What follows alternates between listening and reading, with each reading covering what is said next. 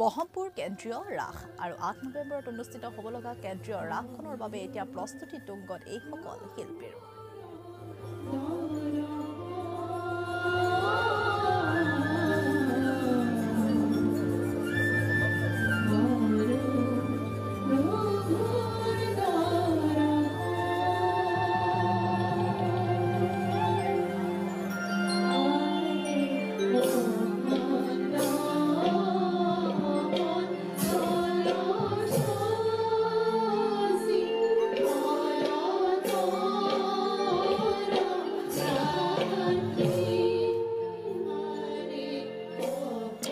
আৰু এই মুহূৰ্তত সতীৰ্থ সীমান্ত কলিতা আছে আমাৰ সৈতে। আমি সীমান্তৰ জৰিয়তে জানিব বিচাৰিম বৰ্তমান নগাঁও জিলাৰ চামগুৰিত কেনেদৰে চলিছে ৰাসৰ প্ৰস্তুতি, যিহেতু ৰাসলৈ মাজত আৰু কিছু সময়হে বাকী, গতিকে কেনেধৰণৰ প্ৰস্তুতি চামগুৰিত?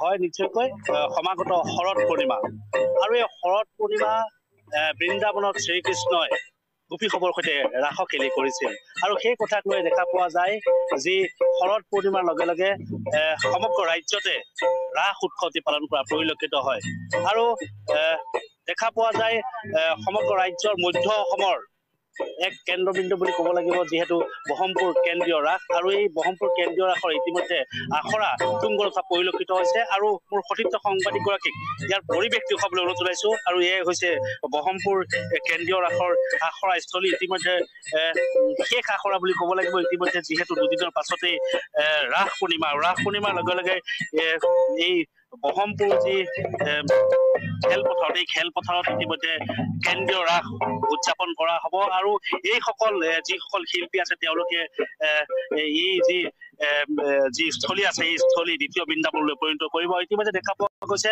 প্ৰথম খবৰ অসমৰ দৰ্শকক আমি দেখুৱাইছো কিদৰে গোপীসকলে কেনেদৰে আখৰাত ব্যস্ত হৈ পৰিছে। ইতিমধ্যে যিহেতু আৰু মাজত দুটা দিন ৰাস পূৰ্ণিমালৈ আছে আৰু সেই গতিকে দেখা পোৱা গৈছে যিসকল শিল্পী আছে তেওঁলোক ইতিমধ্যে ব্যস্ত হৈ পৰিছে নিজৰ ৰাসৰ প্ৰস্তুতি। আমি জানিব বিচাৰিম শিল্পীৰ ৰাস ক'ৰ পৰা আহিছে? নমস্কাৰ, মই পূৰ্ণিমাৰ পৰা আহিছো। বহমপুৰ কেন্দ্ৰীয় ৰাস বুলি ক'লে ব্যতিক্ৰম হয়, অন্য পোৱা যায়। এইবাৰ তুমি অভিনয় কৰিছা আৰু আগতে কেইবাৰ কৰিছা? হয়, বহুতেই ব্যতিক্ৰম হয় বাৰু। এবাৰ মই প্ৰথম কেন্দ্ৰীয় ৰাস কৰিব আহিছো পূৰ্ণিমাৰ পৰা, খুবেই ভাল লাগিছে। বহুত আশা আছিলে বাৰু পূৰ্ণিমা ইয়াত আহি নাছিল, কিন্তু এবাৰ নাচিবলৈ আহি বহুতেই ভাল লাগিছে। যিহেতু জুবিন গাৰ্গৰ মৃত্যু প্ৰায় 1.5 মাহ হৈছে, কিন্তু সেই পৰিৱেশ এতিয়াও আছে। তাৰ মাজতে ৰাস এইবাৰ কিছু মান কৰিব নেকি? আগৰ যি জাক জমকতা বা আগৰ যি উৎসাহ উদ্দীপনা? হয়, এইবাৰতো বাৰু সকলোৰে মনবোৰ বহুতেই বেয়া বাৰু ক'বলৈ গ'লে, কিন্তু এতিয়া তাৰ মাজতে আমিও জুবিন দাৰ হৈ উৎসৰ্গা কৰি ৰাসখন পতা হৈছে। তাৰ কাৰণে হয়ও বাৰু সকলো মানুহৰে মনবোৰ বেয়া, কিন্তু তাৰ মাজতে নিজৰ যিহেতু পাতি থকা হৈছে ৰাসখন, সেইটো কাৰণে এবাৰো পতা হৈছে আৰু। হয়, ইতিমধ্যে দেখা পোৱা গৈছে কিদৰে আখৰাস্থলীত ইতিমধ্যে শিল্পীসকল ব্যস্ত হৈ পৰিছে আৰু এয়াই হৈছে বহমপুৰ কেন্দ্ৰীয় ৰাসৰ পৰিৱেশ। আৰু বহমপুৰ কেন্দ্ৰীয় ৰাসত প্ৰত্যেকবাৰ দেখা পোৱা যায় ইয়াত যি কেন্দ্ৰীয় ৰাস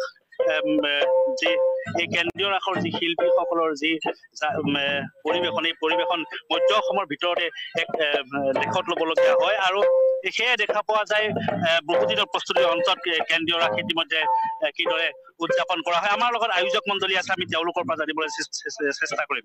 হয়, বহমপুৰ কেন্দ্ৰীয় ৰাস বুলি ক'লে মধ্য অসমৰ এক জনপ্ৰিয় ৰাস বুলি ক'ব লাগিব আৰু আচলতে এইবাৰ যিহেতু জুবিনৰ যিহেতু মৃত্যু 1.5 মাহ হৈছে, কিন্তু সেই অনুপাতে আগৰ যি জাক জমকতা, আগৰ যি আনন্দ উল্লাস কিছু হ্ৰাস পাইছে নেকি? কিছুৱে নহয়, আচলতে সেইটো বেদনা আমাৰ বুকুত আছে। জুবিন গাৰ্গৰ দৰে মহান শিল্পী আমাৰ মাজৰ পৰা অকস্মাত নাইকিয়া হৈ যাব, সেই কথা আমি কেতিয়াও ভাবিব নোৱাৰো আৰু সেই দুখ আমাৰ লগত আছে।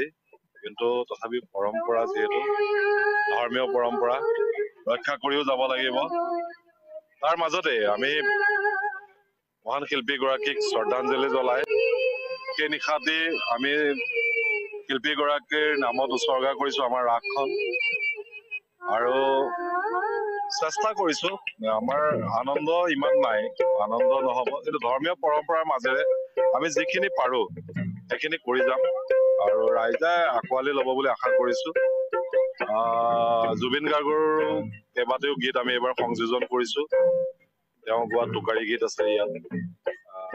লগতে আমাৰ নতুন গীত আমাৰ নিজা সৃষ্টি আৰু নতুন গীত আছে আৰু চাওঁ কাৰিকৰী দিশতো আমি কিছু কৰিবলৈ চেষ্টা কৰিম কিমান তাৰিখে আপোনালোকে ৰাস আমাৰ 8 নৱেম্বৰত হ'ব 8 নৱেম্বৰ শনিবাৰ আৰু সেইদিনা আমি সকলোকে কাটৰে বৰ জোৰে অনুৰোধ জনাইছো আহক ৰাসখন উপভোগ কৰক সকলোৱে আহিব বুলি আশাও ৰাখিছো আৰু ভাল পাব বুলি আমি এটা এক্সপেক্টেশন এটা আছে যে ভাল পাব লাগে কি হয় নাজানো সকলো ভগৱানেই কৰিব গতিকে তেওঁৰ ওচৰতে চাকি বন্তি দি ওলাই আহিছো চাওঁ কি হয় ট্ৰাই কৰিম ভাল কৰিম আৰু এয়া আছিল আমাৰ সতীৰ্থ সীমান্তই দেখুৱালে বৰ্তমান নগাঁও জিলাৰ চামগুৰিত কিদৰে চলিছে ৰাসৰ প্ৰস্তুতি আৰু এই মুহূৰ্তত আমি দেখুৱাব বিচাৰিম